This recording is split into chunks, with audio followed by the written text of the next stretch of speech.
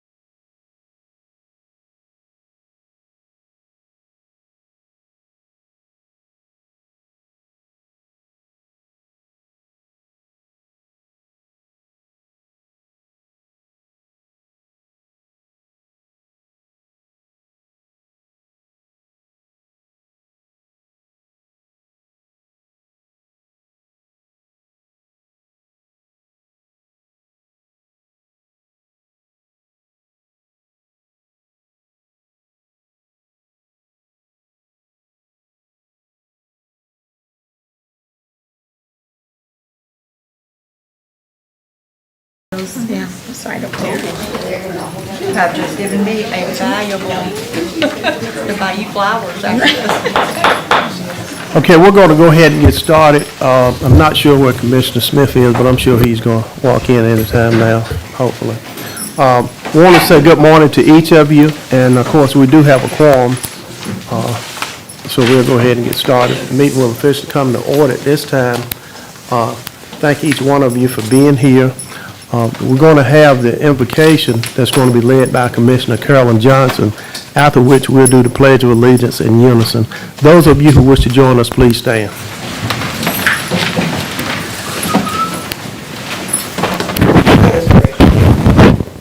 Father God, as always, we thank you for your presence in our lives. We thank you, Lord, for the power of prayer. We pray for guidance, we pray for wisdom, and we pray for understanding.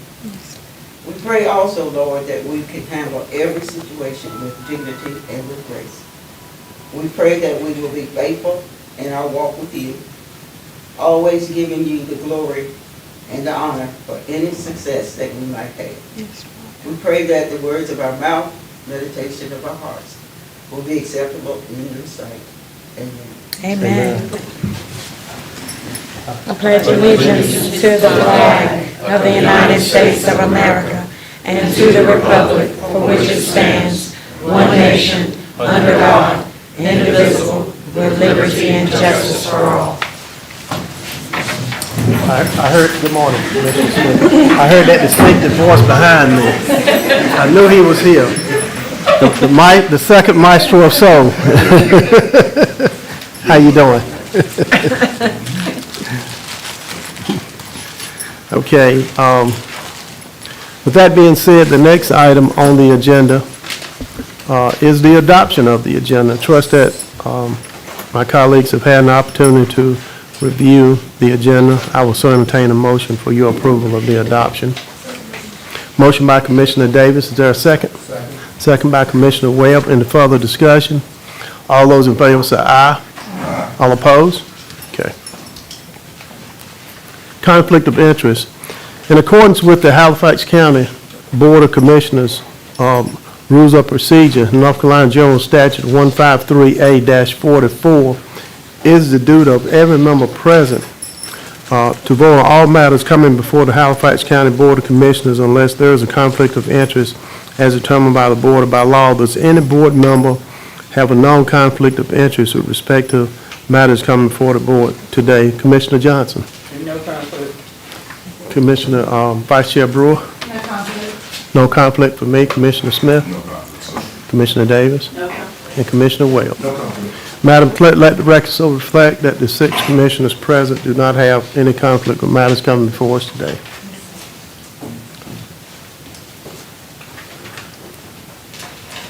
Okay, the next item is the consent agenda. We have 3 items on the consent agenda. We have A, approval of minutes, B, budget amendments, C, property tax collections, refund and releases, February 2023. What is your pleasure in regards to that, Commissioners? Move approval, Mr. Chairman. Second that, Mr. Chair. Okay, motion made by Vice Chair Brewer, second by Commissioner Johnson. Any further discussion? All those in favor by the sign of aye. Aye. All opposed? Okay, the next item is item 2 on the agenda, which is public comment period. And just give me a second to find that.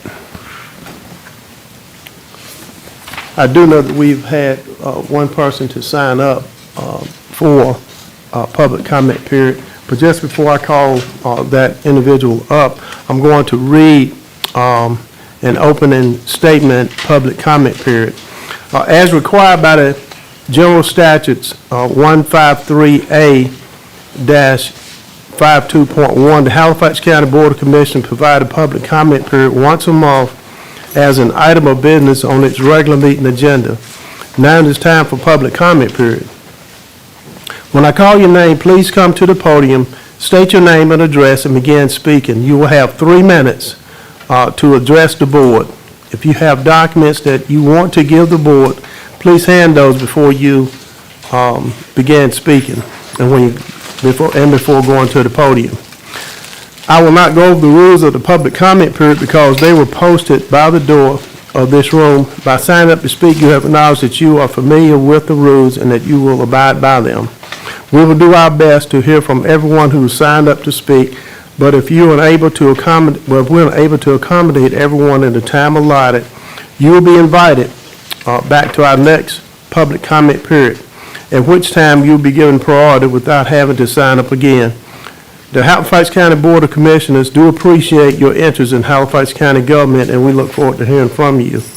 At this time, I will invite Mr. Jimmy Silver to come up and speak.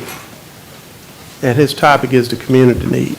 Good morning, Mr. Silver. Thank you for being here. Good morning. I think everyone can hear me, can't you? Yes, sir. Maybe I'll turn that mic around your way. There you go. Okay. Okay. Good morning again. My name is Jimmy Silver. I live at 5987 Idle Road, Enfield. What I want to talk to you about today is we had a community meeting on February the 6th, and I'd like to thank Ms. Carolyn Johnson for being in attendance, Commissioner Webb, Commissioner Davis, and just some things that come out of that meeting. We were really interested why you guys may have some funding. I know that's a big issue. Possible expanding sewer further into Hollister. That's a big need in that area. Right now we have people houses, if something happens to the house, Lord knows, a house fire, something happened, septic system sometimes cannot be replaced. And it maybe can be replaced, but put it this way, I got one and that system nearly cost me about $12,000. A lot of people, that's not affordable in my area. Then with water, you're talking about water and sewer roughly $20-some thousand. You're not even talking about a house. So we desperately need help in that area. Looked at Facebook yesterday, saw a young man moving away from Halifax County. That trend that we're losing people, young people, because of infrastructure, we need to do something desperately about that. Again, fiber optic cable. I know the internet plan that some guys you're talking about may be using hotspots, but for some jobs, they don't allow hotspots. You have to have fiber optic cable that guarantee connectivity and for security reasons.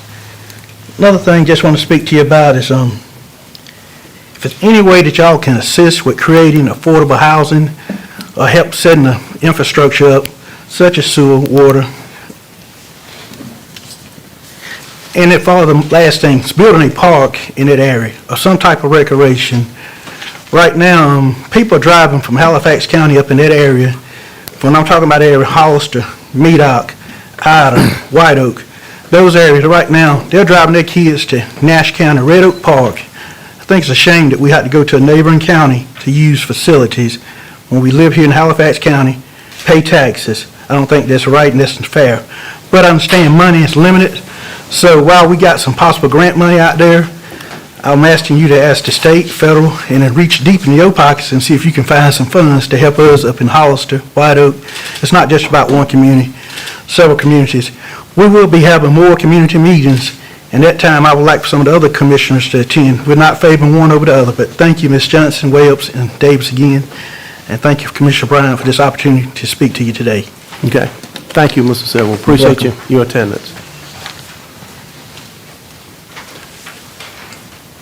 Okay, next item on the agenda is the agenda items.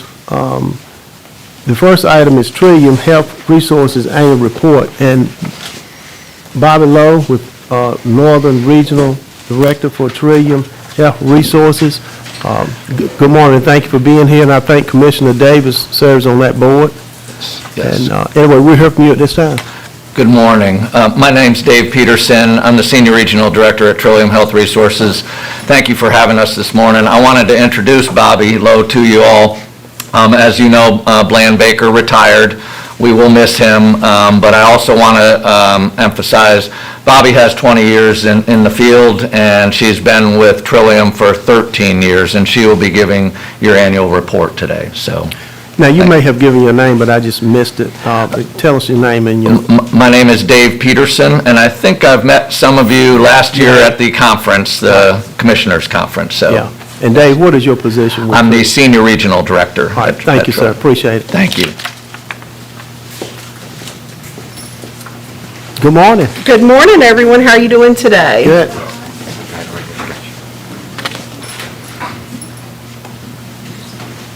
There it goes.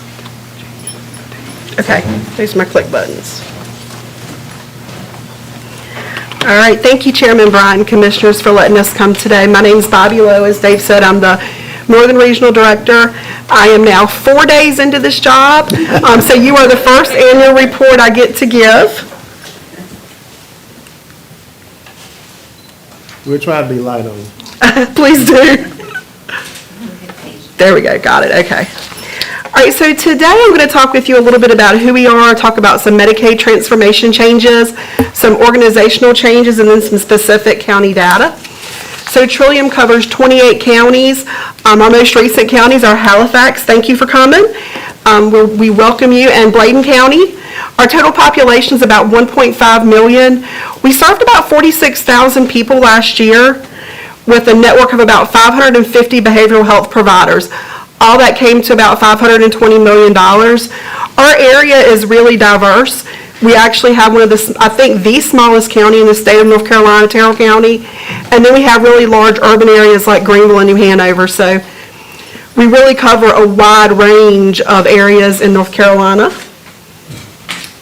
Trillium's divided into 3 different regions. Halifax is in the northern region. We are the largest region in terms of counties. We have 11 counties, but we are the smallest in terms of population. Halifax is actually the largest county in our northern region. So a little bit about Medicaid transformation. This is something you've probably been hearing about off and on for the past couple of years. July 1st, 2021, North Carolina rolled out standard plans. There are 4 statewide commercial plans and 1 regional provider-led entity. And so those plans manage all care for individuals, including those who have mild to moderate behavioral health needs. And we have partnered with Carolina Complete Health to assist in managing physical health care. Oops, there we go, okay. So the 6 remaining LME MCOs, we will be fully operational tailored plans, and we will be serving individuals who have the more severe mental health needs, substance use disorders, and the intellectual developmental disability population. Now, since you guys got this presentation, this information is now out of date. Last Monday, the state of North Carolina changed the go-live date from tailored plans from April 1st to October 1st. So they did that to make sure that there are enough providers that are contracted with the tailored plans. Now at Trillium, we've met our benchmarks with our network, so we're ready to move forward, but it's kind of an all or nothing. All 6 have to be ready to move forward. We did have a soft launch of tailored care management that was effective December 1st. These are the regions for the tailored plans in North Carolina. Our region will be the same 28 counties. We're all the light green. And we really cover from Virginia to South Carolina. Okay. So some details about Medicaid transformation and tailored plan. So we started with the soft launch of care management December 1st.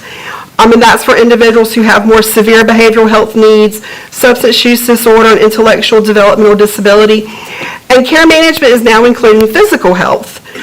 We are contracting with the pharmacy benefits manager to work with all of the contracts we'll have for pharmacies.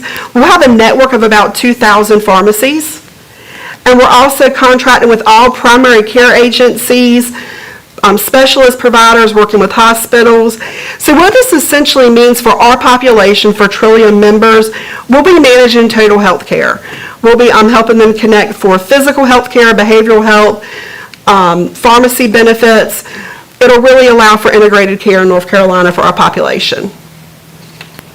We've had some organizational changes to get ready. This has been a really big undertaking, and we're definitely ready for it. So our systems of care staff have moved over to care management, and so that kind of puts a local outlook in with care management. We have now hired community liaisons, and they work in our regional operations department, and so those are boots on the ground folks who work in each county. So we have a staff who works in Halifax County. She participates in meetings and committees right here in Halifax. We've also done, care management now includes population health, and that's really exciting to have that kind of perspective within care management. We have our contract with Carolina Complete Health to work with hospitals, all the physical health care agencies, and the health departments. We are expanding our call center. So Trillium has always had a behavior and a member recipient service line that you could just call. Members could call for just general information, access, and care. It's kind of our main call center. We also have a 24-hour-a-day behavioral health crisis line that's always been in place. You can access a licensed clinician 24 hours a day. We recently added a provider line. So we want to make sure all of our providers who provide this service are getting the support that they need. So we have a phone line that's just for our providers to contact. We are in the process of adding a pharmacy line. So we'll be managing pharmacy benefits, so we'll have a line, we'll have a phone number just for people to call and ask questions about medications, medication formularies, those kind of pharmacy questions.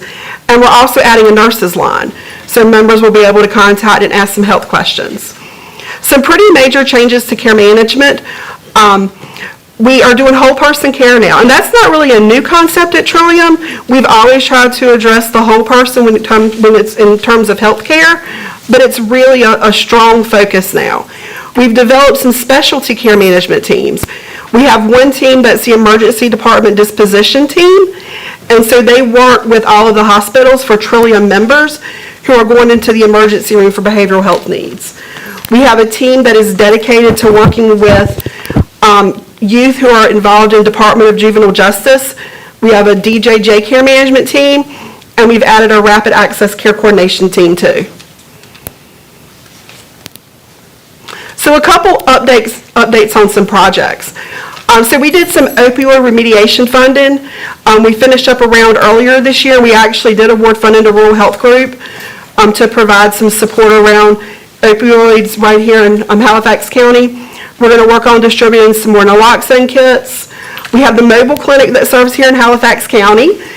We're going to be rolling out a tribal engagement plan. And another project we have that's not up here is the playground. And so that playground will be developed in Scotland Neck over the next few months. I know the project manager's meeting with them tomorrow to talk about that some more. We also have opened the Healing Place, and that is in New Hanover County, but anyone in our catchment area has access to it. And that's kind of a really big deal. It's a 200-bed facility for people who are looking to be in long-term recovery from substance use. I wanted to also hit on Healthy Opportunities pilots, and I wanted to do that here because Halifax is one of the pilot counties. And so what the Healthy Opportunities pilot programs are, it is a way to, it is a pilot program. There are 3 in North Carolina, 2 of them are within our catchment area, so we actually have 15 of our 28 counties covered through a Healthy Opportunities pilot. And what it is essentially, it's using some evidence-based interventions around social determinants of health, around things like transportation, food access, housing, interpersonal violence. So it's using some evidence-based interventions, and it's using Medicaid to help with those, and hopefully to be able to look at the outcomes and see if when these other items are addressed with evidence-based interventions, are there improvements in health outcomes? Because we all know how much housing, transportation, food, interpersonal stress, those other cross-domain supports can affect someone's health. To qualify for that, you have to have a significant physical or behavioral health condition, and one of those risk factors. And so Trillium Tailored Plan members will be eligible for that once Tailored Plan goes live. Right now, it's currently available for Standard Plan members, and the agency that will be serving Halifax is Access East. So some information specifically about Halifax. We served 1,493 people last fiscal year. For mental health, it was 1,291, 323 for substance use, and 167 individuals for intellectual and developmental disabilities. Excuse me. So these numbers are unduplicated because someone can very much likely receive services in more than one area. And that's all I've got. Okay. Any questions or comments from any of the commissioners? Thank you, Bob, for your report. Thank you so much. Thank you for having us. Bob, I do have one or two. Sure. Could you talk a little bit about the new playground in Scotland Neck Recreation, and when is that going to be up and operational? So I know she's meeting with them tomorrow. I think the projection is sometime in the summer. Okay. And it will be an inclusive playground, so it will have materials that individuals with, with all abilities will be able to access and play together. Very good. Thank you all for doing that. And the community liaison coordinator, do you have a satellite office here for that person, or do they just work maybe somewhere else and come to the county? How does that work? Yeah, they just come into the county for meetings, for events, for whatever's going on that they need to be here for. Okay, all right. Anything else from the commissioners? Ms. Johnson, you have something? Oh, I just wanted to make a comment first, and then I have a question. And my comment is, we would not be engaging with Trillium if it had not been for the late Marcel Smith, because Marcel was instrumental in saying that you guys were the very best that we could get Amen. for our community. My question is about the mobile clinic that's in Scotland Neck. Is Scotland Neck the only area that it will serve in terms of the clinic coming to different areas? So right now, they're picking locations to try to see where is it they need to be, where can they serve people and actually have a sustainable program. They serve the one that serves Halifax also serves Nash, Martin, is that it? Northampton. And Northampton, yes. So they serve a couple different counties. And so I think they're still doing a lot of data collecting and outreach to try to see where can we reach the most people. And one of the goals for the mobile clinics is to try to get in areas where there might be access barriers like transportation. And so a lot of times we're finding these clinics where they are serving are going to be some of your more rural areas too. But if you have suggestions, we're definitely open to those, and we can pass those to the provider, because we want those clinics to meet the needs as well as be able to be sustainable, so they can stay around in the counties.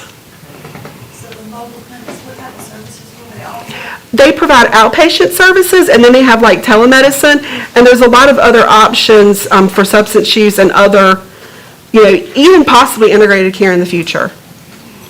Vice Chair Brewer, I think you had something. I just wanted to comment on two things. Yes, ma'am. First, I've been involved personally with my Citizens for the Crisis Mobile Unit, and you all have been wonderful in response. We've probably kept people from being incarcerated because of Trillium's involvement, and for that I thank you. And the other thing, there was this 3-hour meeting Saturday at the college put on by the NC Rural Center. And were any of your folks there? I was there. Were you there? I was there. Okay, I wanted you all there. Yeah, Because we had I a felt table like there. everybody else was there, Yep. even the people who live in Winston-Salem and work in Halifax County 3 days a week. Yep. So thank you. That was a real great learning experience. Yes. And again, the needs are the same throughout the county. I told Ms. Johnson earlier this morning, I didn't learn of another need because they're the same: housing, transportation, access, internet. But I'm glad to know I did not see you. I'm sorry. Thank you. Yeah, Dave was there, and our community liaison was there as well. Okay. Her name is Shanita. She was We there got on in a Saturday. good group, So Yep. that's probably how I missed you. Okay. Thanks for what you all are doing. It's awesome. Thank you. Okay, you finished? I am. Okay, Ms. Johnson. The question that the chairman asked you about the care management and population health.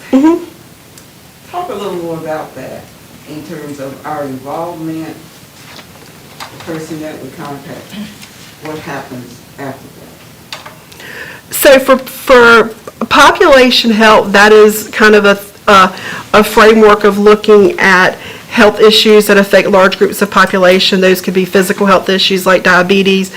It could be obesity. It could be, ways to have access to healthy food. It's really looking at health as a whole population and what are their different needs. And so it's really making care managers really look at the whole person. Because we can't take the head off the body when we're talking about health care. We can't separate mental health. It has to be the whole person getting help.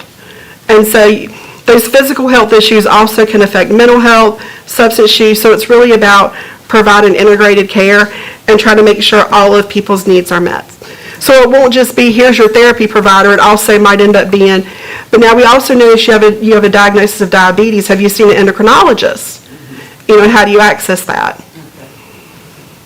So it's really evaluation as a part of that, of the individual? Yeah, they do like a care management assessment, where they kind of ask a lot of different questions, and they look at some of those different qualifying factors. They look at some risk factors, just really a whole person perspective. Thank you. Okay, good question. So, are you talking about the mobile clinic? Yes. I'm going to say I'm not exactly sure. I looked on their calendar, because it's operated by Monarch, and I believe their hours, it looked like on their calendar they were going to be in Halifax County today from 10 to 6. You don't have any particular days that you're... They do, and I can get that sent out. I can follow up and get that sent and get a calendar sent, so you can have that information. Yeah, because they definitely have a set schedule where they're in different counties at a different place the same time. And if you could have that, Bobby, sent to the county manager, she can make sure that the commissioner. Absolutely, yep. I'll send you this calendar and then the link to their webpage, because you can contact them directly for appointments. Yeah. It's a really pretty neat setup. It's like a office on wheels to try to get services where people are. Good question, Commissioner Smith. I think you were there for the ribbon cutting on I that. was, but, and I live in Scotland, but in all honesty, I have not seen you all there very much. And I don't know, I don't know where you stationed when you go to Scotland. I have to find out, I'm not sure. Okay. Okay. All right, any other questions or comments from any of the commissioners? I think Ms. Johnson, if not Ms. Johnson, she was dead on point with the late Commissioner Marcel Smith. He kind of birthed this, and, it really started with him. Also, too, I want to say that on behalf of the board, because we've been through a lot of hoops when it comes to this, and, we just real appreciative of Trian and all that you all are doing in the community. I'm going to tell you something. You are a breath of fresh air, and thank you so much for all that you do, for, like the Scarlet Neck deal. We had planned to also do something at the 4-H, but that didn't work out, right, Madam County Manager? That's correct. So we put it all in Scotland Neck, and you all agreed to it. I mean, you always just step up to the plate, and, you're always just trying to seek ways to, make things better, whereas the previous provider, that was not the case. And, but anyway, you all are just a breath of fresh air, and we thank you all so much for what you're doing, and just continue to do that. And I know Ms. Davis will be a great asset on your Definitely. advisory board as well. Yeah, when that playground gets open, please go visit it. There's something so amazing about seeing an inclusive playground Right. in action. We did the original projects with all of those. I'm getting goosebumps now. I don't think I attended one that I didn't cry at least once. When you get to see a family participating in activities that they typically don't get to do together as a family, it's something special. Bobby, thank you for being here, and for being just on the job for 4 days. You're doing pretty good, you know that? All right. Yes, sir, I'm Yes, sorry. sir. So, being from the Scotland area, we do thank you all very much for bringing the playground to us. It's something that's very much needed there. And I don't think our citizens could wait to see it go up. Yes. And thank you so much. Thank you so much. Thank you. I look forward to working with you all more, and I will see you in March. Yep. Thanks. Appreciate both of you all being here. Thank you. All right, at this time, we're going to hear from our Register of Deeds. Ms. Krista C. Avitz. Good morning. Good morning. Good morning, everyone. So this is my, report for the 2021 fiscal year for the Register of Deeds office. And I just want to let you guys know, we're still remain strong and steady in our office for this past fiscal year. So I sent you guys a chart of our revenues and our fiscal year total. And I know on the bottom it has, I didn't change my 2019 to 2020, so that was on my part. But if you look at the copy I provided, the top chart gives you a total comparison for our five previous fiscal years.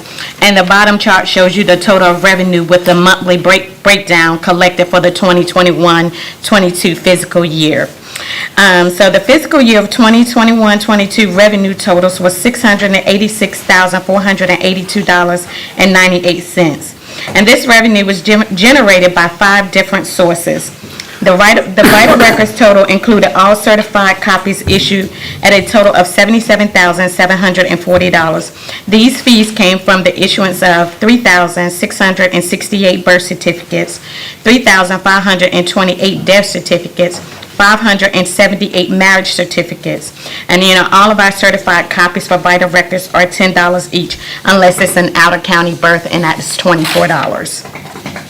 The recording fee total was $192,191. This was received by the recording of 5,923 real estate documents and 132 survey maps. The excise or revenue stamps total was $395,000, $11.48. $13,800 was collected by the issuance of 230 marriage license at $60 per license. Our miscellaneous revenues includes photocopy fees and notary public oaths, and the total for the miscellaneous revenue was $7,547.50. We issued 90 certified birth certificates at no charge for a person 62 or older or active duty military. The Register of Deeds Office continues to participate in the statewide birth and death certificate issuing program. It is offered through the North Carolina Vital Records, that is for birth certificate, and NC DAVE is for our death certificates. This is a great service to our citizens and saves them time and travel. So, and that's all I have, unless you guys have any questions. Okay, you've heard the information coming from Ms. Avens, our Register of Deeds. I think the only thing that we need to do is accept the Register of Deeds report. But are there any questions or comments prior to doing that? I would like to make one comment. Yes, sir. As Ms. Avens said, this NC Day system does help us a whole lot, saving a whole lot of travel. Last week I had death certificates, and Mark had some, and Shawan, I think it was, and what have you, and it really did something in Halifax. I was able to come to Halifax, in my office within 30 minutes, where it would have taken me a day or more travel. So Right. we do thank you. Well, thank you. Okay. What does that keep a noise? Huh? I can't hear you, Mr. Bunch. Okay. All right. Any other questions or comments from anyone? Just asking what the schedule is for the Register of Deeds at this point. The schedule? Is your office open? Yes, Okay, we're so- open. No appointments needed. No appointments. Everything is back up and running since the cyber attack, so Okay, good. everything's going well. Yeah. Okay. All right. Anyone else? Yeah, we certainly we're aware of what happened, with that, and do appreciate, you and your staff continuing to work with that and working with county government, because, it take all of us working together. It With does. that. And thank you so much. You're And, welcome. anything else? If not, I'll need a motion for the acceptance of the Register of Deeds report. Mr. Chairman, I so move. Okay, motion by Commissioner Smith. Is there a second? Second. Second by Commissioner Johnson. Any further discussion? All those in favor say aye. All opposed? You only before us like once or twice a year, so make sure you let your staff know that on behalf of the Board of Commissioners, we appreciate all the hard work I you all will, do. and thank you guys for all that you do as well. Okay. All right, next we're going to hear from the School Resource Officer position request, Welland City Schools, Mr. Shane Gallion, Halifax County Sheriff's Department. Thank you for being here. Good morning. Good morning. I don't know what that noise is, but it is aggravating, isn't it? Yeah, it is a little bit aggravating. My name is Shane Guyett. I'm a lieutenant with the Halifax County Sheriff's Office. I am here today because the Weldon City School District has requested an additional school resource officer for the elementary school. There is currently one already for the high school and the middle school, and they're wanting one for the elementary school. It's not one there now. There is not one now. We're actually, the officers that are working the high school and the middle school will take turns during the day Right. going to the elementary Gotcha. school. Okay. So they're asking that we allow an officer there. That will create a new position that is fully funded by the Weldon City Schools. Right. The starting salary of that position is $54,949 per contract that is renewed yearly. On top of that is a $25,038 fringes, which a total of $79,987 of total compensation, again, which is completely funded by the school system, not by the county. And sorry, that's a little bit. Don't worry about it. I'm getting there. So the purpose of this request is to ask the Halifax County Board of Commissioners to allow for the creation of a new position of a school resource officer in this particular school, the elementary school. And subject to the ability of the sheriff to fill these positions, the sheriff's office, subject to the approval of the Weldon City Schools superintendent, will assign one deputy to serve as a school resource officer for Weldon Elementary. It is understood and agreed that the assigned deputy will be a sworn law enforcement officer. That is a term that is defined in General Statute 128-21, subsection 1, subsection D, and General Statute 166-50, subsection A, subsection 3, and that they will be a full-time paid employee of the county. However, their position is funded completely by the school system, the Weldon school system, serving at the pleasure of the sheriff. If it becomes necessary to replace that school resource officer for any reason, the sheriff reserves the right to fill that position with a deputy willing to take on the role as a school resource officer, which actually requires a special type of additional certification to be a school resource officer. So that is a kind of a synopsis and of the request that is being made by the school system. Again, this is fully funded by the school system. It is a contract base that is renewed yearly, and that is my presentation with that. Any questions or comments of Shane? Shane, I got a couple of questions. You said it's beyond law enforcement certification, it's resource officer certification as Yes, sir. well? Yes, sir. Okay. It is, if I Go can ahead. just tell you, Yes, sir. it is a week-long class that they have to attend in person. It is a class that is created by the North Carolina Justice Academy. It is held several times during a year, so it is not difficult to get an officer in there. And according to criminal justice, sheriff's training and standard rules, they have 365 days from the time they begin employment to obtain that certification. So it's not difficult to obtain. Right. It is just a little timely, trying to squeeze it in. A lot of times what we'll try to do is make sure that officers will attend that during the summertime when the school's out, so it doesn't interfere with the services that they're providing to the schools themselves. So we actually have one officer that we have hired that will attend a class in June in Salemburg.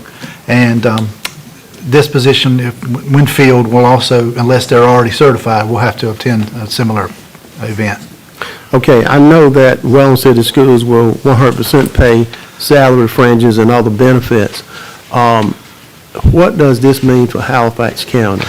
Well, we give the equipment. We provide the vehicle, we provide all the standard equipment, uniforms, other ancillary things that they would have as far as a duty belt, gun belt, weapon, things like that. We provide all that. Right, but, as far as law enforcement certification, would this be another law enforcement position, Ms. Denton? I guess that's what I'm trying to ask. Yes, sir. So this will be a new position? Yes, sir. And it will show up in your budget ordinance Right. as one of our LEO positions, and we've discussed separating out the SRO positions and the regular law enforcement positions this year to keep a better track of it. But it'll be another position just fully funded by Weldon City Schools. But as far as the law enforcement retirement, the county's going to be responsible for that, right? I believe they pay all the fringes. They do. That is included. Yes, sir. Let me speak to that if I may. Uh-huh, What Attorney you're actually Rollins. going to have to do here is not approve an SRO officer necessarily. You're going to have to approve a budget amendment to this year's annual budget to add an additional LEO position, because that's where you set that number of LEOs. It's in your annual budget. So this is going to require a budget amendment to increase that, and I forget the number. There's some number. Who All the has it? number of LEO positions. It's, no, I don't mean how many do we have, how many do we have approved in the budget? 71? 71. Okay. So this will be 72? You're going to Yes, need sir. to amend that to 72. You might want to address, although we can address it, as long as we know this, when you have these positions that are not funded by the county, they're funded by an outside source, you need to have some provision about whether that position will remain in your budget if that contract goes away.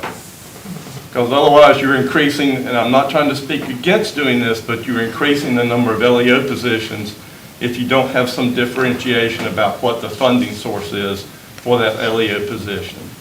All right, going back to my question, will Halifax County be paying for law enforcement? No, sir, you won't. I'm not talking about the fringes and salaries and all that. I'm talking about, you know what I'm talking about, Lynn. I do. You're talking about the retirement. Right. That's included in the contract with Weldon. Okay. I know this because we do these every year. And so the cost of that LEO retirement is also included in the contract in the money that Weldon City Schools is paying, similarly with Halifax County Public Schools. Okay. So, no, we're not picking that up. That's part of the contract price. Okay. But I go back to what I said earlier about these are outside funded LEO positions, and you may want to consider differentiating those from your regular LEO positions as far as, I don't mean about who's in them, I mean about the positions themselves. Right. Have we addressed the ones with Halifax County in the past? I know I got a lot of questions, y'all. But have we addressed the ones with Halifax County in the past by separating it? We haven't. I have every reason to believe we're going to take care of that this July with the new budget, because it needs to be, I think my personal opinion is you need to differentiate those positions, because the contracted positions for SROs may come or go from year to year. Right. Okay. All right, thank you. Thank you, Shane. Hold up, we're going to. Yes. There may be some more questions from the commissioners. Are there any other questions from the commissioners? And Shane, you already know what we're trying to get to. Not that we oppose, we're just trying to get, clarification. Oh, absolutely. The sheriff's office is in strong agreement that maybe to bifurcate this out to where these are contract positions. The contract can change from year to year. Right. The salary amount from this year could be different from next year. They could actually say, hey, we don't need one this year. That's right. Then you're stuck with an extra position. I think it should be relatable to that. So I do agree with bifurcating that out, making that not a part of it. So. Right, okay. All right, any other questions or comments from the commissioners? I just had one, and I guess it's with Dita. Dita, I think the total salary was somewhere like $79,000, $80,000. How does that compare with the salary of the deputies? It's much higher. There were discussions between the school systems. They have these pots of funding, and they wanted to offer more funding for these positions. So it's if a much higher. deputy decided that they would rather have that position than the one that they currently have, that would probably be.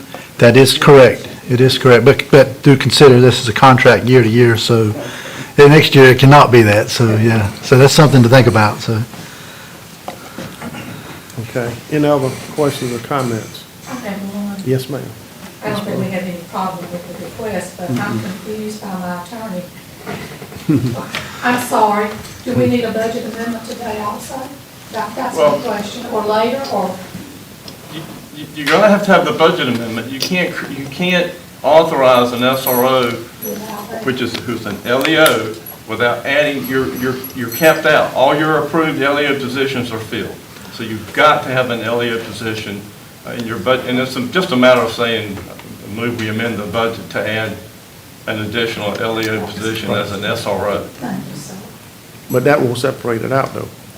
Well, assuming you want, I like that word, it's a fancy word, Shane, bifurcate, but I'll write that down. But you always want in your positions with the county, wherever they are, if they're contractually funded by an outside party, you want those positions contingent upon that contract being available from year to year.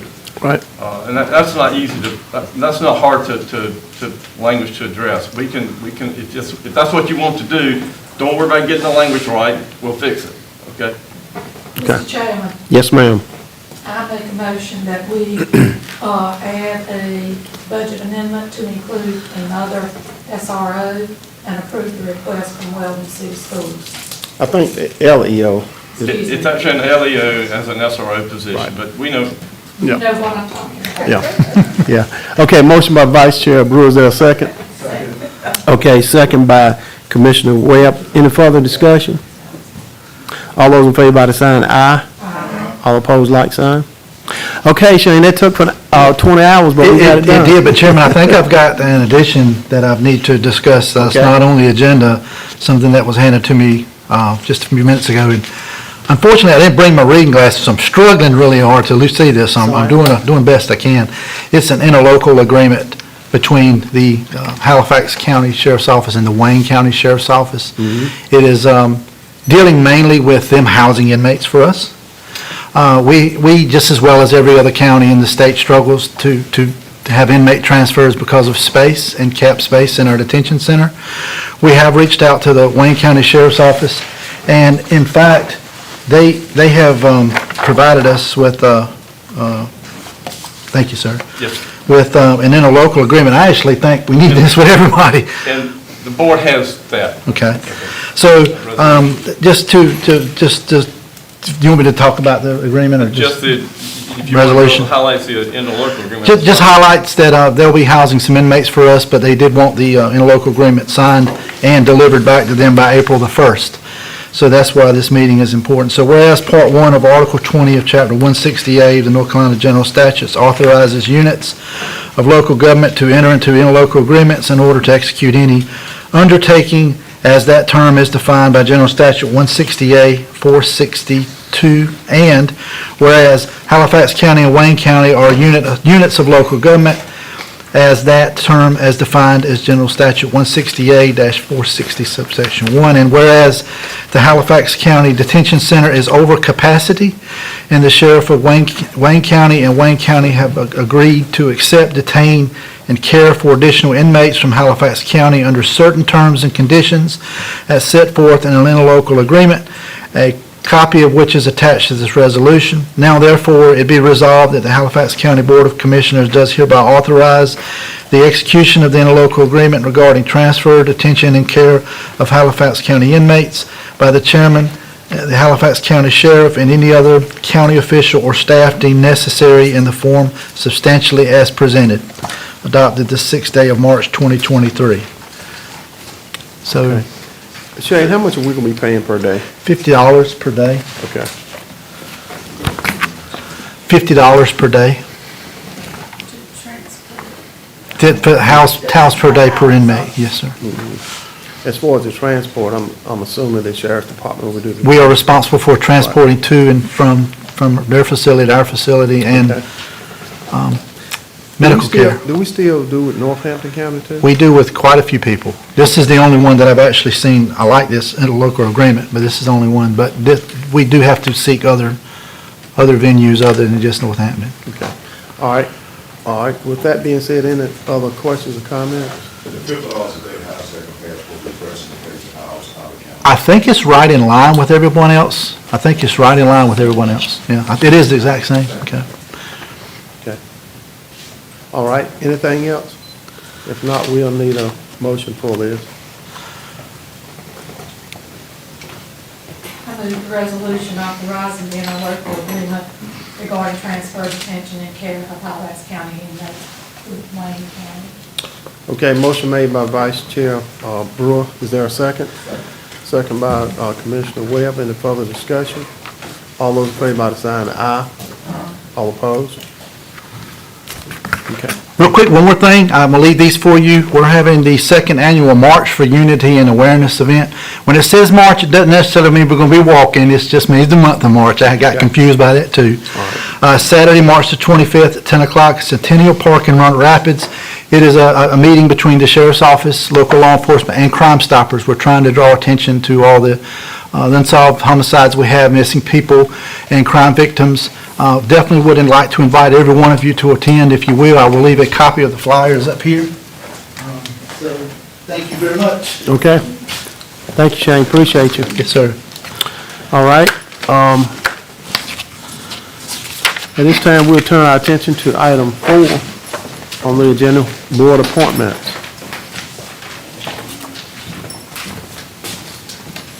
I believe the first one is the Channel Public Transportation Authority. Receive nomination to reappoint Chris Roundtree. Motion by Commissioner Johnson, second by Commissioner Smith. Any further discussion? All those in favor by the sign aye. All opposed, like sign.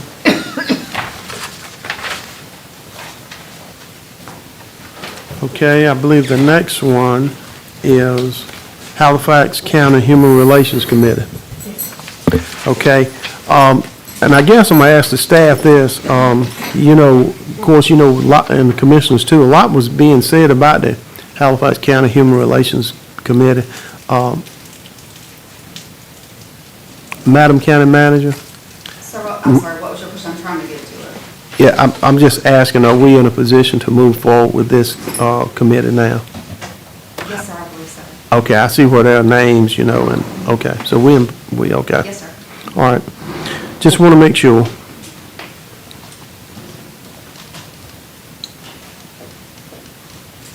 All right, with that being said, receive nominations to appoint Robert Brigham, Terry Buffalo, Rodney Pierce, Jessica McMillan, Stephanie Crater, Tony Brown, Myra Belgret, Hazel Blunt, and Stephen Green. What is your pleasure, commissioners? Okay, motion made by Commissioner Davis. Is there a second? Second by Commissioner Johnson. And further discussion. We're going to have a staff person that's serving as liaison to this committee? Yes, sir. Yes, sir. Okay, all right. Anything else? All those in favor by the sign aye. All opposed? Okay.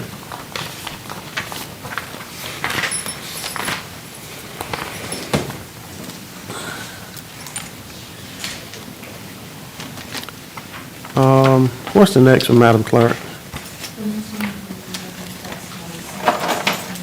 Okay, I think I know who that one's going to be.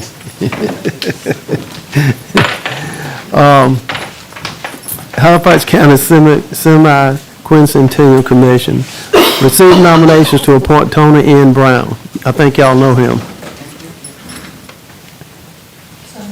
Okay. All right, motion by Vice Chair Brewer, second by Commissioner Johnson. Any further discussion? All those in favor by the sign aye. All opposed? That's just right around the corner, starting in 2024 and really cranking up in 2026. Okay. Juvenile Crime Prevention Council. Received nominations to appoint Judge W. Turner Stevenson III, who is now the Chief District Court Judge, to replace Judge Brenda Branch, who is now the Senior Superior Court Judge. What is your pleasure? Okay. Motion by Vice Chair Brewer, second by Commissioner Smith. Any further discussion? All those in favor by the sign aye. All opposed? Okay.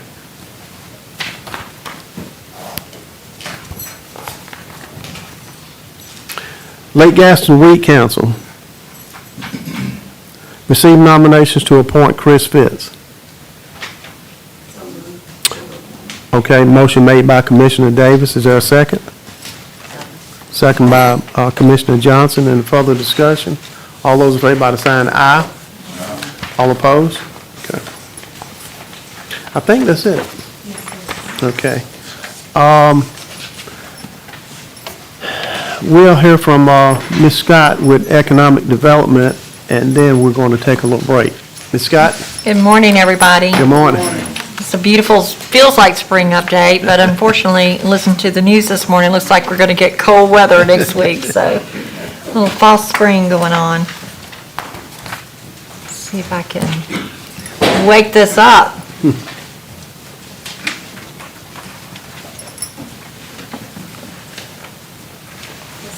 Blank screen.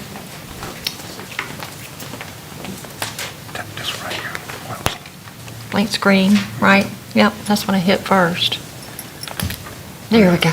Oh. Okay. Looks like everything's a little out of order this morning. Okay, good morning. Sorry, a little technical difficulty there. You all have a copy of this report in your online and provided to you over the weekend, but I did want to point out just a couple of things, bring to your attention. You know, our unemployment is still the same as it was when reported to you in February, hasn't changed. And the building permit data is still the same that was reported to you, in February.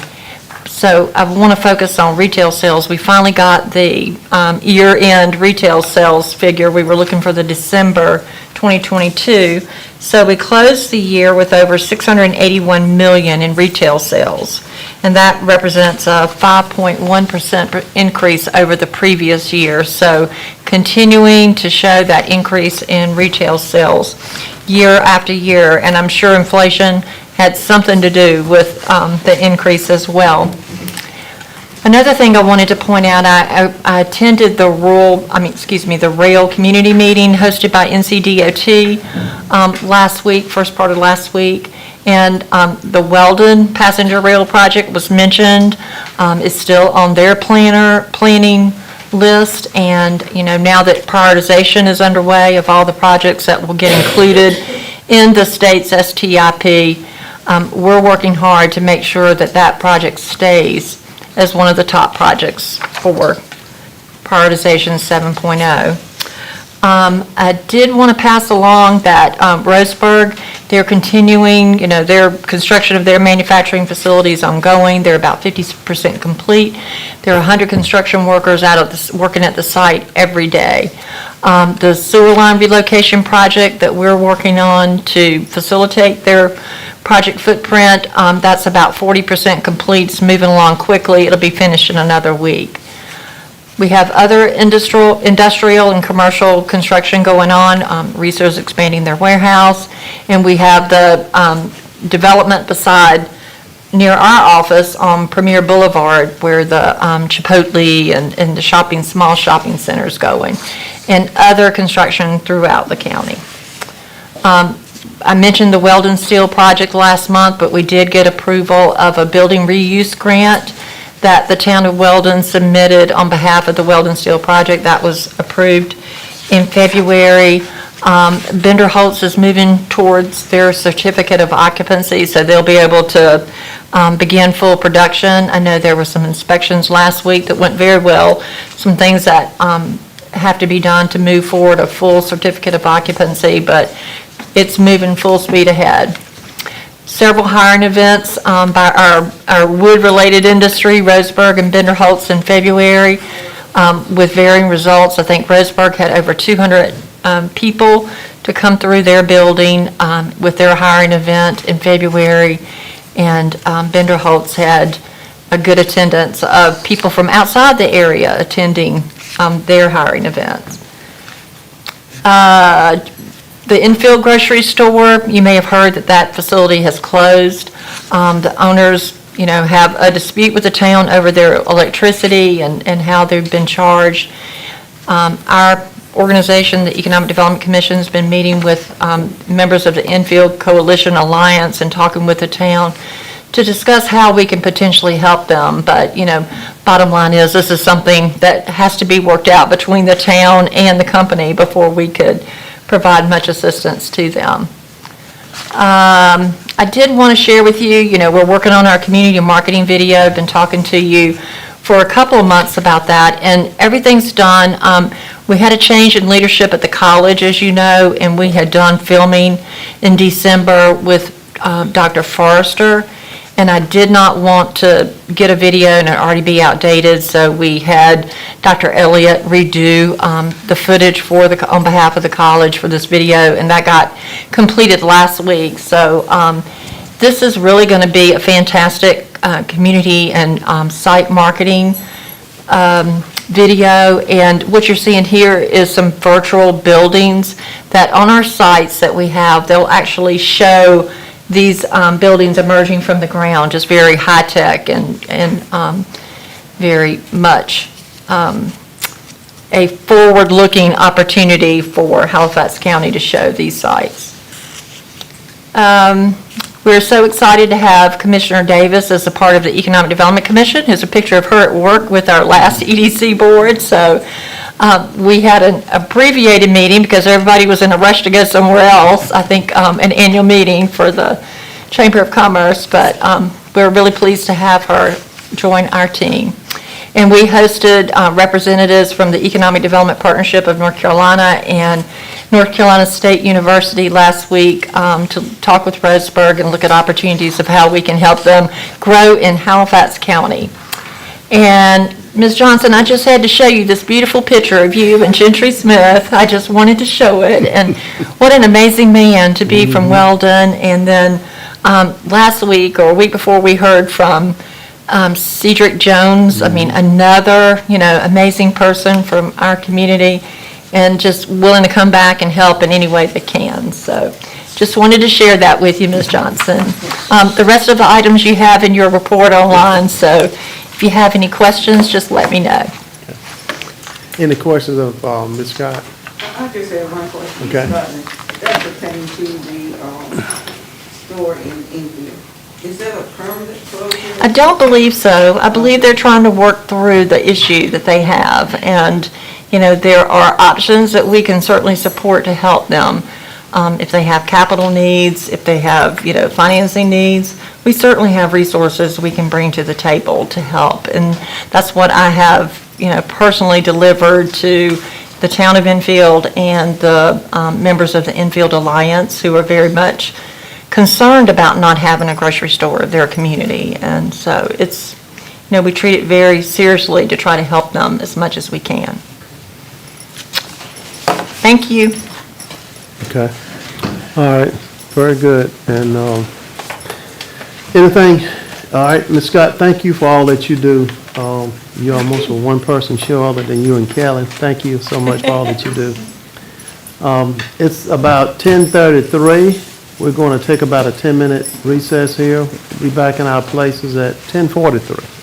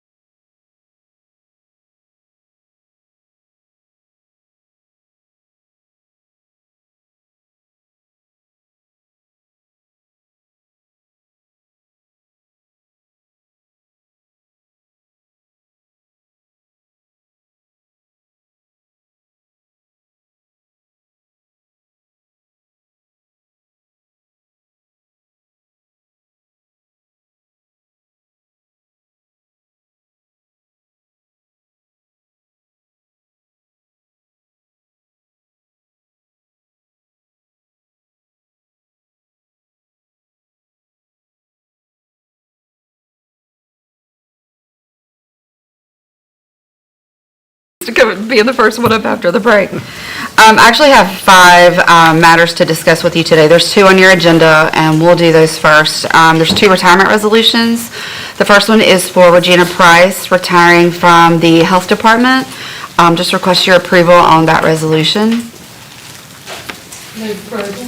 Okay, it's been motion by Vice Chair Brewer. Is there a second? Okay, second by Commissioner Davis. Any further discussion? All those in favor by the sign aye. All opposed? Okay. All right, thank you. The next one is a retirement resolution for Steve Porter, retiring from the Tax Department. I believe, was Darce still here? Still here. Yeah, she's probably mourning that one too. Just request your approval on that resolution. Okay, motion by Commissioner Johnson, second by Commissioner Smith. Any further discussion? All those in favor say aye. All, okay. All opposed?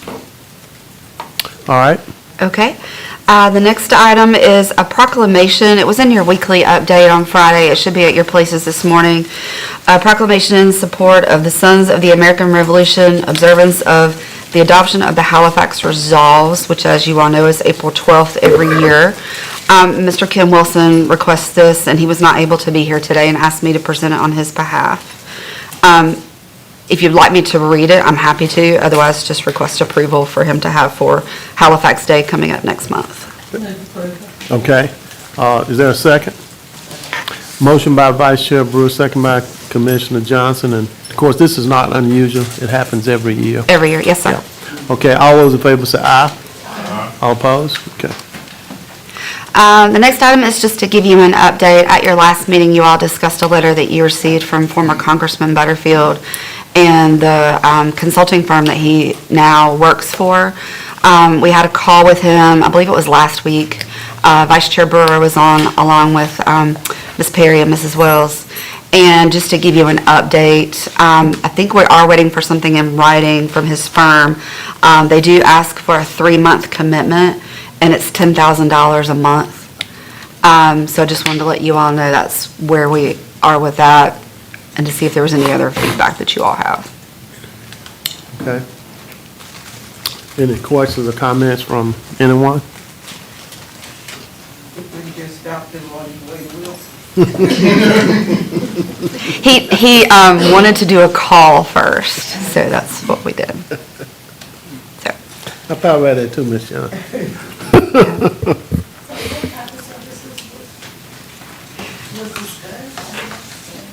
So I spent a little time on that company's website, and it was a little bit vague for me.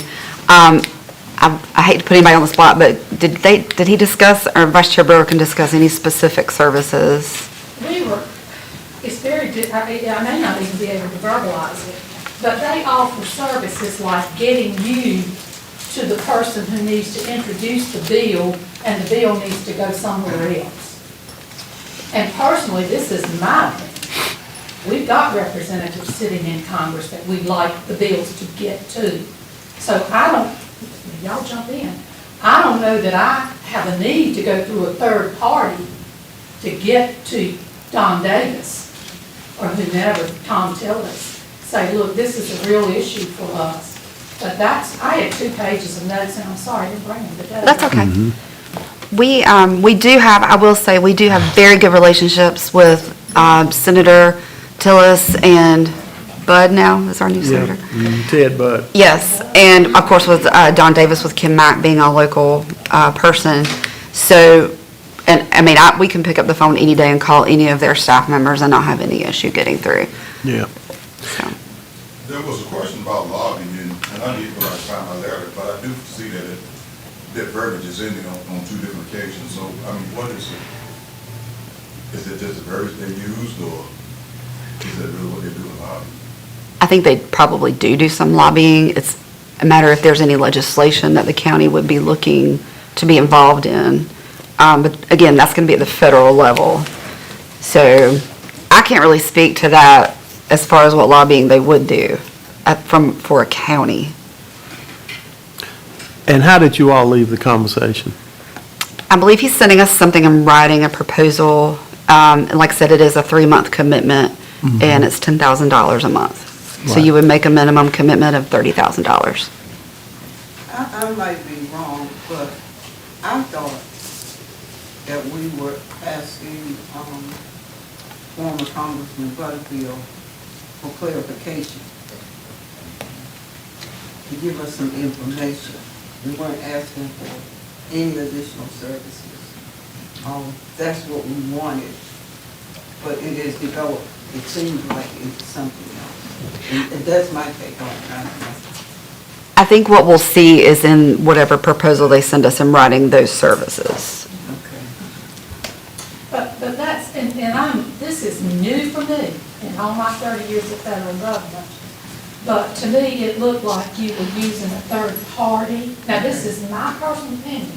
It looked like you were using a third party to get to whomever you wanted to get to.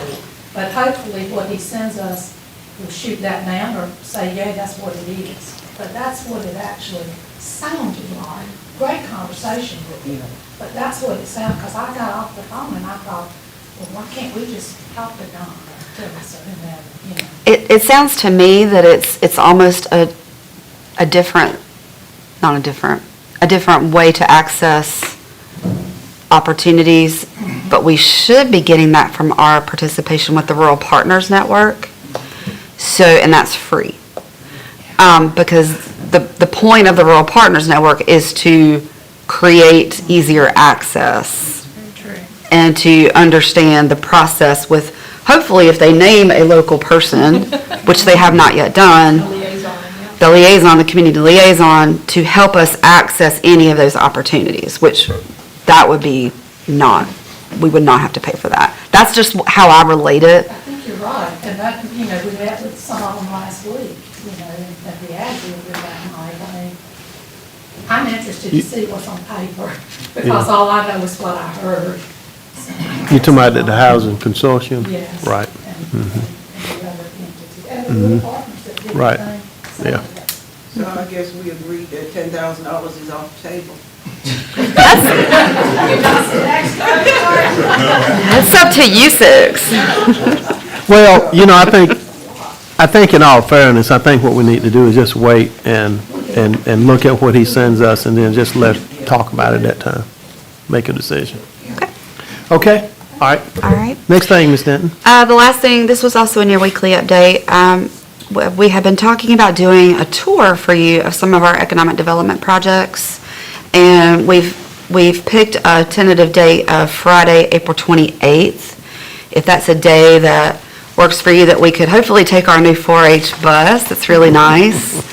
And to go, and Kathy will kind of work on our itinerary for that day, but to kind of go and get a better look at a few of our projects to kind of put some eyes and onto some of the things that you all have been working on. So we wanted to put that date out. That was the primary reason for bringing this up at this Okay. point. See if that was something far enough in advance, if that's a good day. April, you said April the 28th? Yes, ma'am. I'm just sort of thinking for spring break for school that way over the country. And I think it may be a little stay back a little change. Okay. I know a lot of kids are out that week after Easter, which is earlier in April. I didn't know, my only concern was there might be testing that week. Because you're getting into the end of the school year. Now, the integrate doesn't start until like May. Okay. Okay. I do not know when other spring breaks are. And this person will be that we get swing it. That would be good. Okay. But if that's not We'll see if, since Kathy's looking it up. Would that be AL? yes, it will be, Okay, so that's the week of the 9th. that Halifax County or Mhm, Halifax County School. I'll work in that. So that's. I'm You just- work in it's just- Edgecombe? Okay, Nash. I'm sorry. Nash.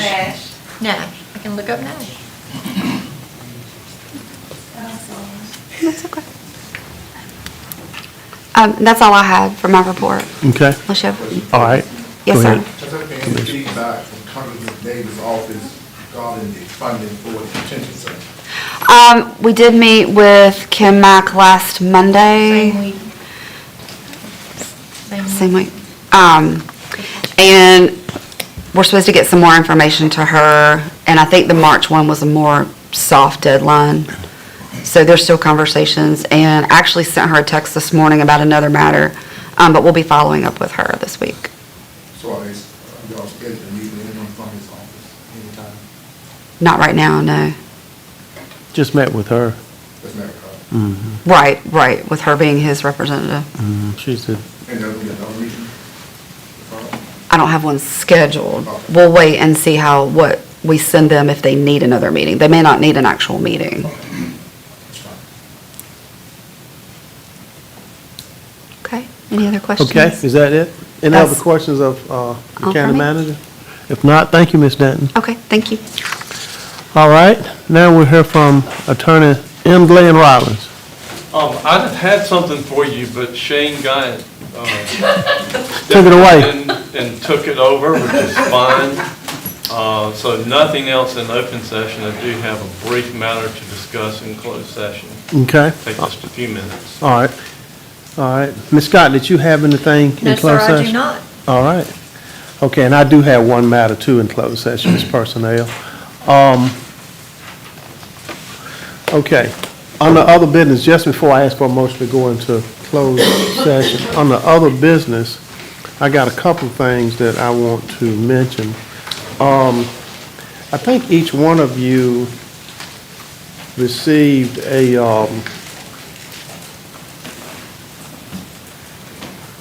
received an email from Mr. Barry Richardson.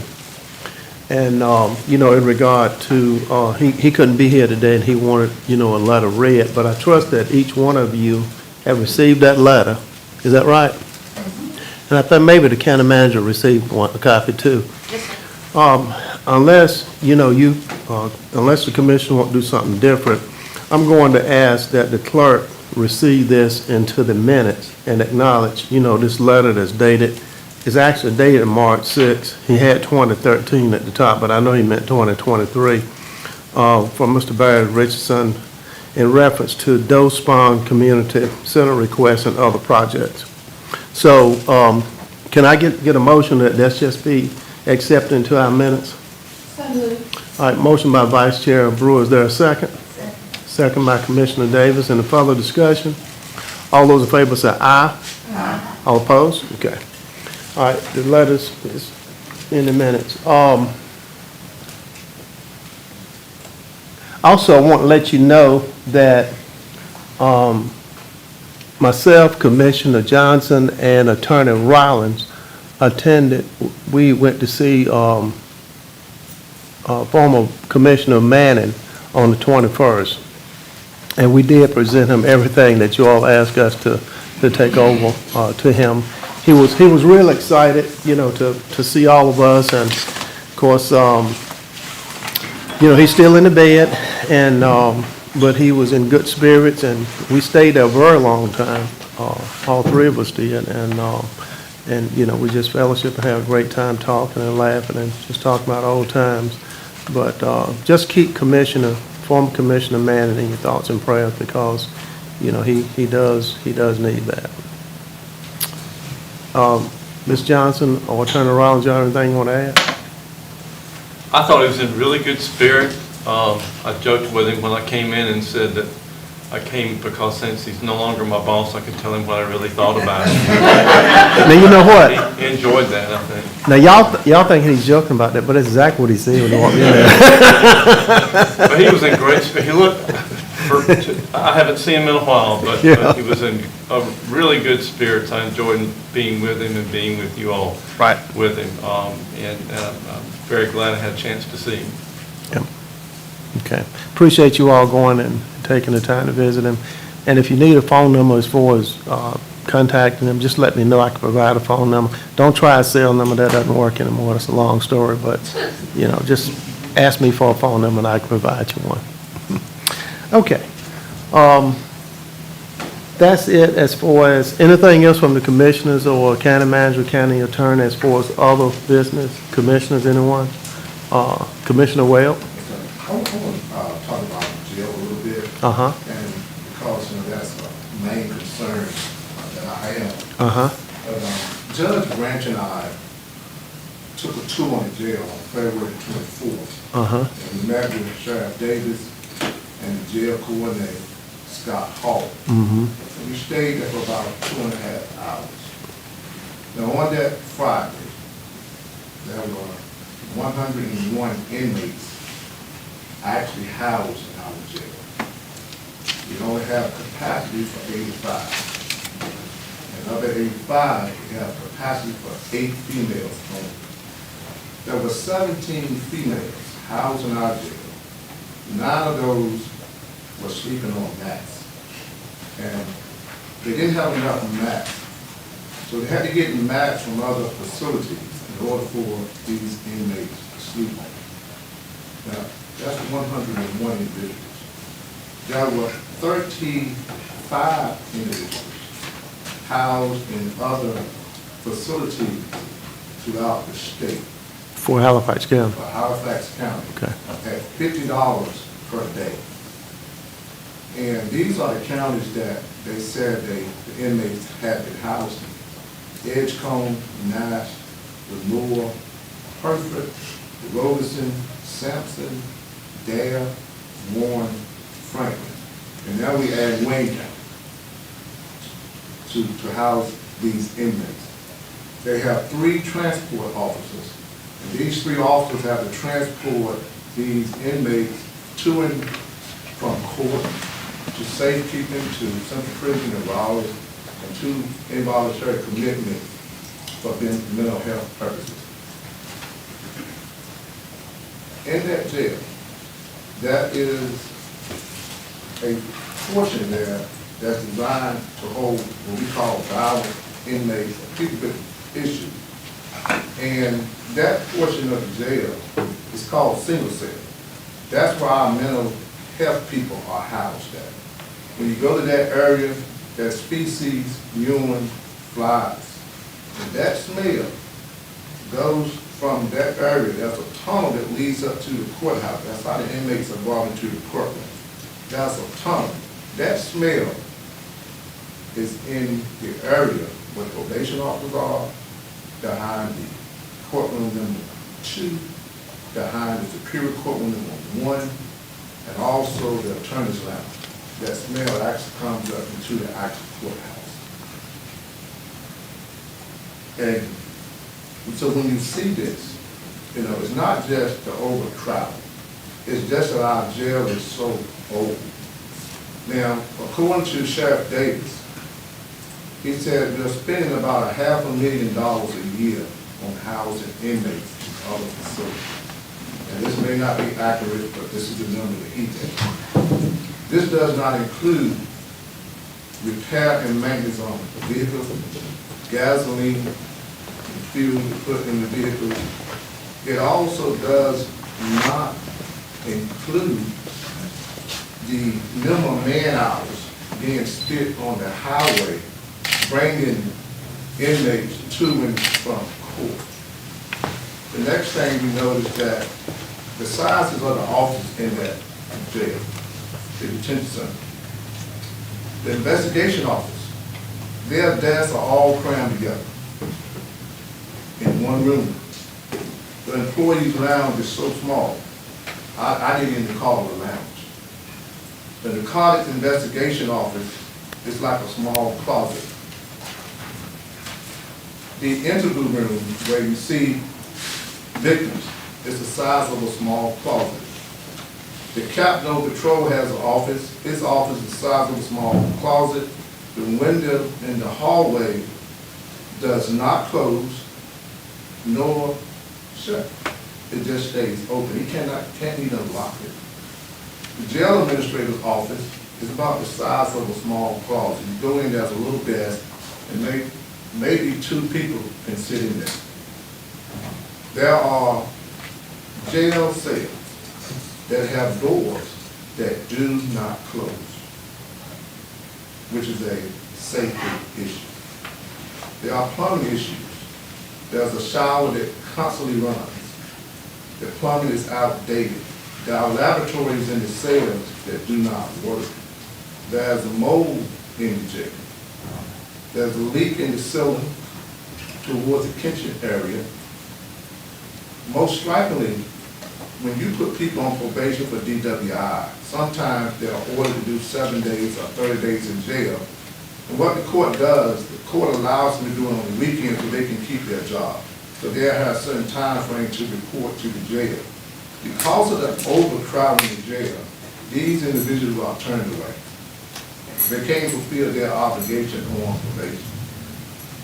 As a result of inmates being out of Halifax County, there's a limit their access to their family and their loved ones. Also, there's a limit their access to their Lord. Next thing we know is we went to the back of the courthouse and the back of the jail. Anybody right now can drive behind the courthouse, behind the jail, and put contraband in a trash can. There's no security. There should be a security gate. There's no gate. It just says do not enter. When the inmates are brought in, because the area is not enclosed in the back, several inmates have ran and went down a ravine.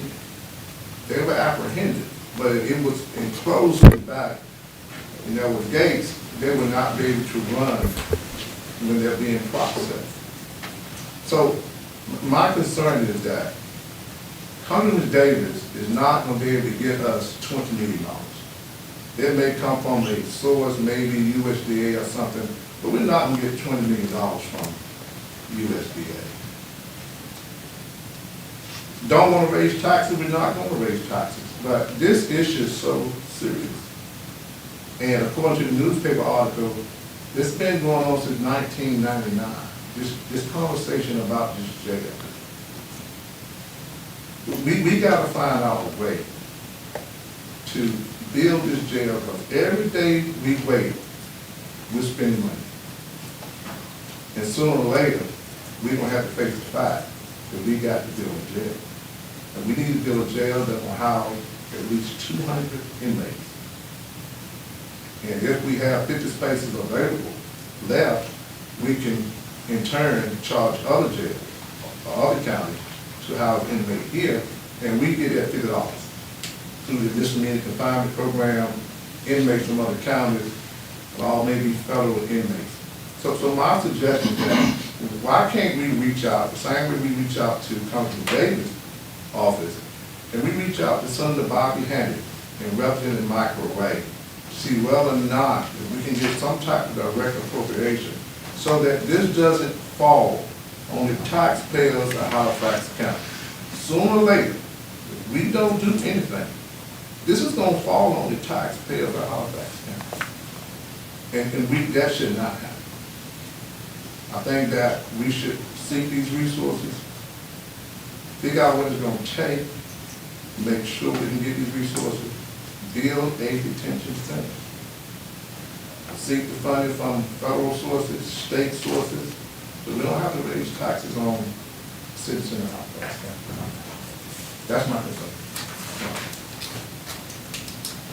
You know, in a follow-up to Commissioner Webb's comment, statement, anyone? Well, I'd just like to say that's very eye-opening information that you shared with us. Ms. Thank you for doing that. It does highlight that we definitely need to do something. My concern is, I'm pretty sure eventually we're going to be fine. That's more money coming out of the county, I would think.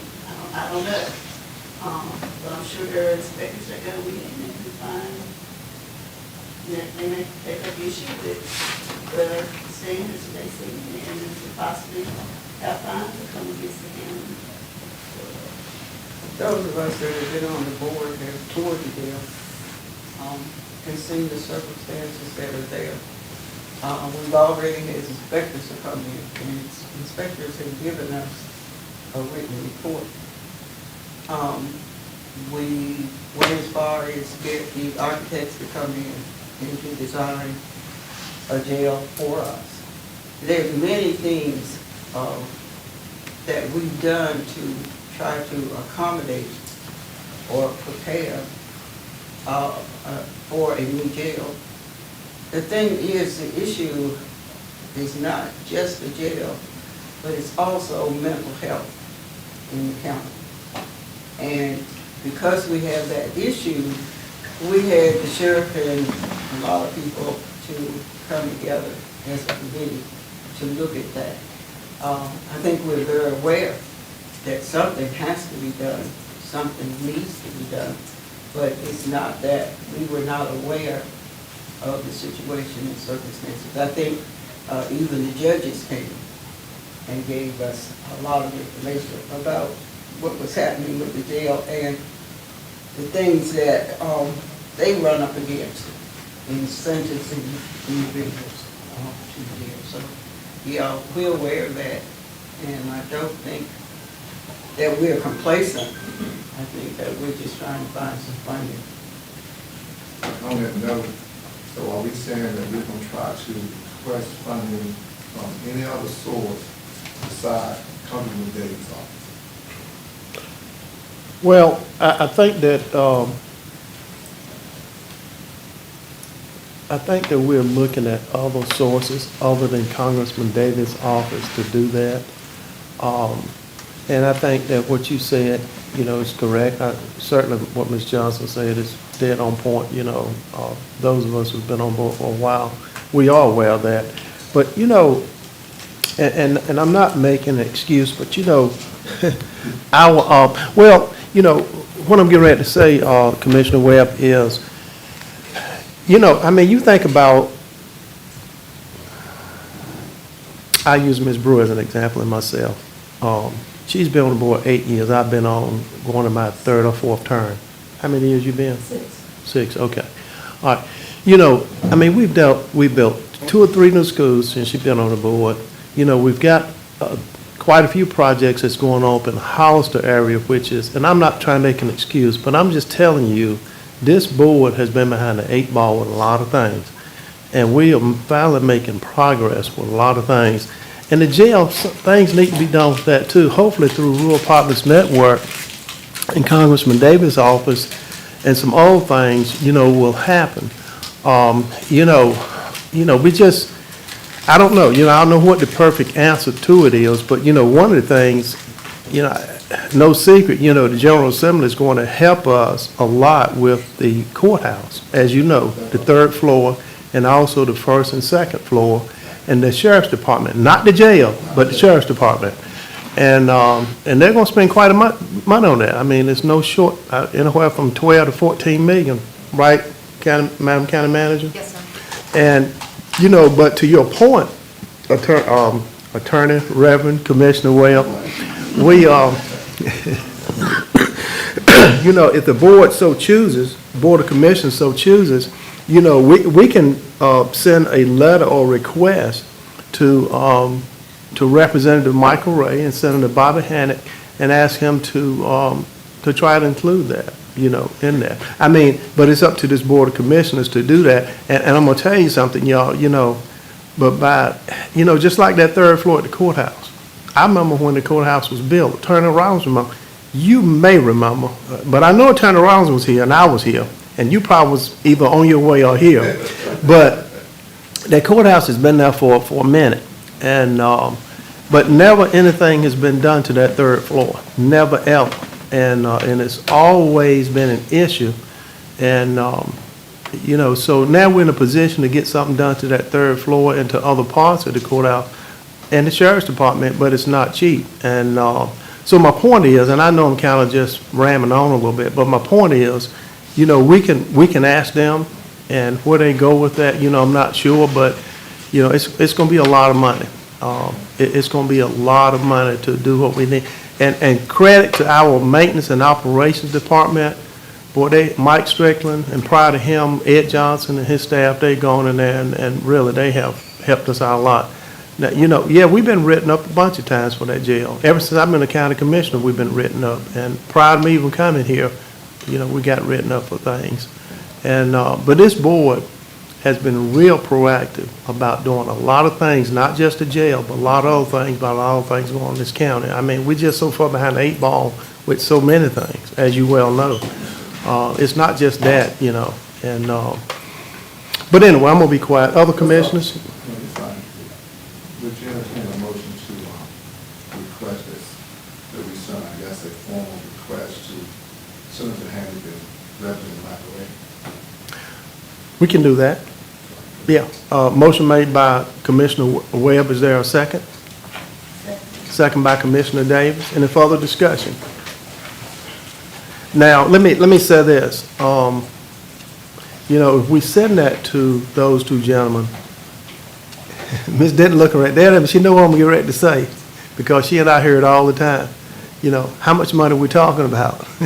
And, you know, that's what they're going to be asking. And so I'm just asking you all, do we want to be general in that motion, or should we state some type of amount? And I know we don't, I mean, we could go with the 20 million that's already out there, but, you know. State some type of amount. It don't have to be 20 million. Mhm. You know, I think we need to leave state amount, so that if we do get something from coming Davis, we can offset. What kind of amount do you think? 12 million. Okay. All right. What do y'all think? My question is to Ms. Denton. Mm-hmm.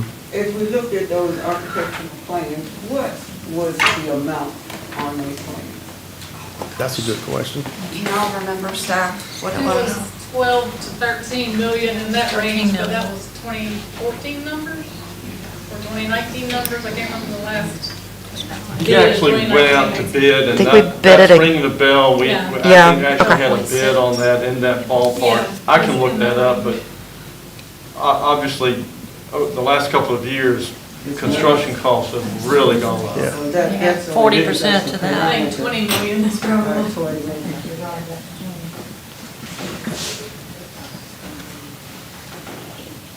I hear 20.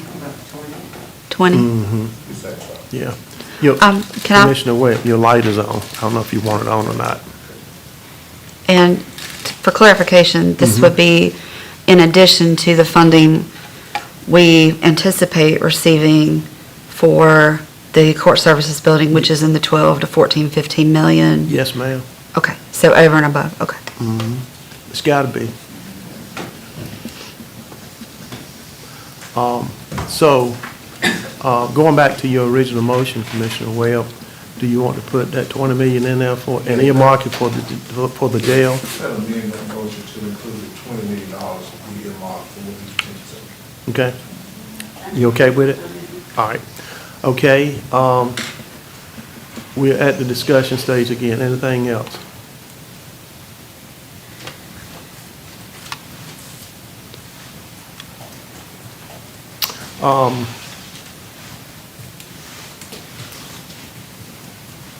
You know, Attorney Webb, Commissioner Reverend Webb, could you, now, Commissioners, let me ask you all this. You know, of course, like Ms. Johnson said, we privy to a lot of the information already because we had toured the detention center. But do you think it would be beneficial that if he would put that in some type of email form to the county manager, what he said to us today? I'm just asking you all. You're talking about deficiencies. Yeah. Is that what you're referring to? Yeah, you know, what he talked about today, just kind of put it in writing to the county manager, and she can share that as she see fit to the representatives. What do y'all think? I'm just asking. I don't, Yeah, I can do it. are y'all okay with that? Ms. Johnson, you all right with that? Yeah, I'm just thinking, Yeah, I am. that's fine with me. But Okay. I was just thinking that the inspectors have done pretty much that. So if she would just compare that with what you Sure. already have. Okay.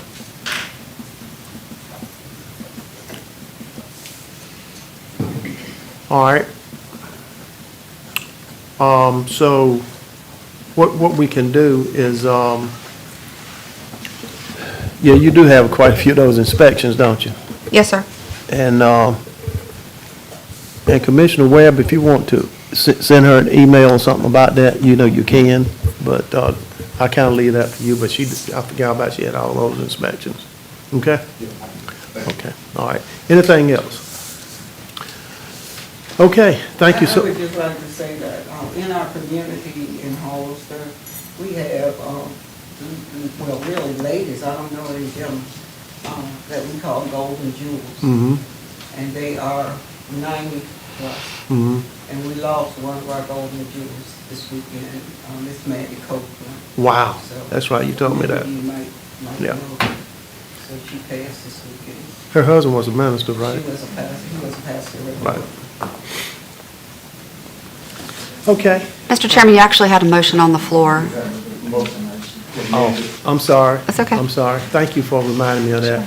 Okay, there's been a motion on the floor in regards to the detention center. They did amend that motion to reflect the 20 million. And we were at the question stage. All those in favor say aye. Aye. All those opposed? Okay. Thank you all so much for reminding me of that. Okay, all right.